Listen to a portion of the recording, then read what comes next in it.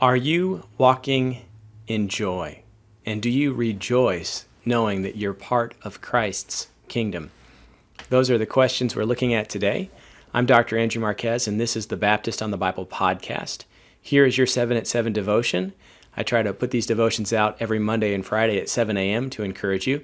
And we're looking at a series called Keeping Christ in Christmas. And last time we were together, we talked about how Christ brought us communion with the Father. He is God with us in his coming, and that Christ brought harmony with our fellow men, that men and women across the world are united in the blood of Christ, and he can bring us peace. Today we're going to continue with this theme, and we're looking at the importance of joy.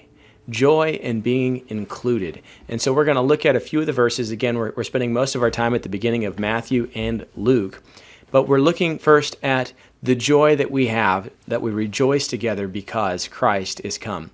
And as we look at Christmas and we think about what we're celebrating, Advent is the season where we are excited about the coming of Christ, not just to the manger, but the coming of Christ the King, once again to come to the world and to claim his throne that would be evident to all the world who would see him in glory. And so we're looking both backwards at the first coming of Christ and forward to the second coming of Christ. And this should cause us joy. So the first verse I just wanted to look at, it's really a common one. It is coming from Luke 2:10. The angel said, "Do not be afraid, for look, I proclaim to you good news of great joy that will be for all people." We have good news, the gospel, being proclaimed by angels that will be of great joy. You know, so oftentimes we think of Christians and we think of solemnity. We think of perhaps people that are legalistic or maybe fearful. And these pictures are really not a biblical picture that we should be seeing. We should be seeing people that really are joyous people. It doesn't mean that we're not serious about serving God in the way he's called us to, but we have joy and we rejoice together, knowing that Jesus Christ has come and he's coming again. And so, you know, our worship services, there are times that they should be solemn, but often there should be joy. We are people of the gospel, and we come together as a church to rejoice that Jesus has come. So joy is to be realized in the life of a believer. Mark Twain has a great quote. He says, "Half of life consists of the capacity to enjoy without the chance, and the last half consists of the chance without the capacity."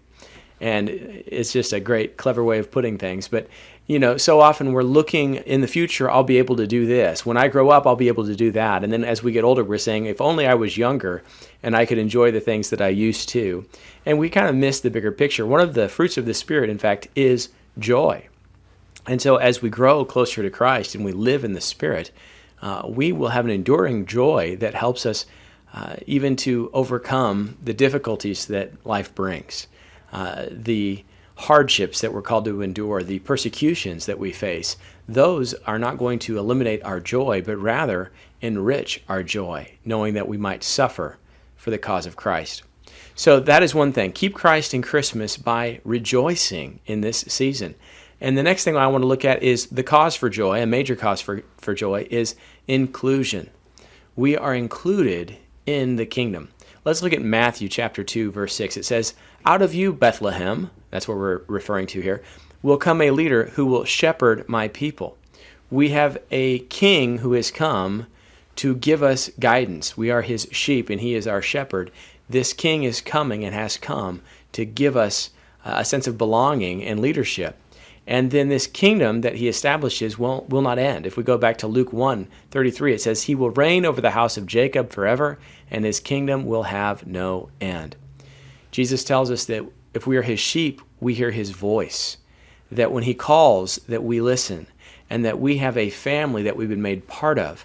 And rather than being captives of sin and being slaves to the devil, we are now united as sons and daughters, included in the body of Christ, and included in his great church, which will ultimately be revealed in power and majesty in his kingdom when his kingdom truly comes. And so we are included into something new. I don't know if you were ever maybe not good at athletics, and we would choose captains, right? And there was always one person who nobody wanted on the team. They weren't athletically good, or they weren't very popular. And it's always disappointed when someone is not included. Well, Christ includes us in his family despite our sin, despite our failures, our frailties. He includes us in his family, and he calls us his brothers and sisters. The Father calls us our sons and daughters. There's a Scottish preacher, he says, talking to his son about heaven, the son said, "It just seems too good to be true." And the preacher said, it's George MacDonald, he says, "No, son, it's just so good that it must be true." There's some things that are just so universally wonderful that they have to be beyond human imagination. They must be true because we couldn't even think of things so wonderful. Ultimate inclusion. When Christ comes, he will welcome us home, and he says, "Enter into the joy of your Father." I hope that you'll think of those things. How do you really recognize in your own life that you belong to God's family? One way is to be active in the visible family, which is the church. Are you active with the church? That will help you feel a part of the family of faith. And then, are you walking in joy? Do you wake up in the morning and have a sense of fulfillment and joy? Pray that God would fill you with joy as he promises as we grow in his Spirit that he will. So I hope that encourages you today. Let's keep Christ in our Christmas by walking in joy and standing as members of his family today. If you've enjoyed this devotion and the other devotions that are coming out, please consider taking a moment and just sharing this post either on Facebook or social media or liking it. Some podcasts let you rate the podcast. That would help to get the word out to more people, because we have a large number of people today that are not walking in joy. Let's try to spread some Christmas cheer by sharing what God has done. I hope you will. God bless and take care.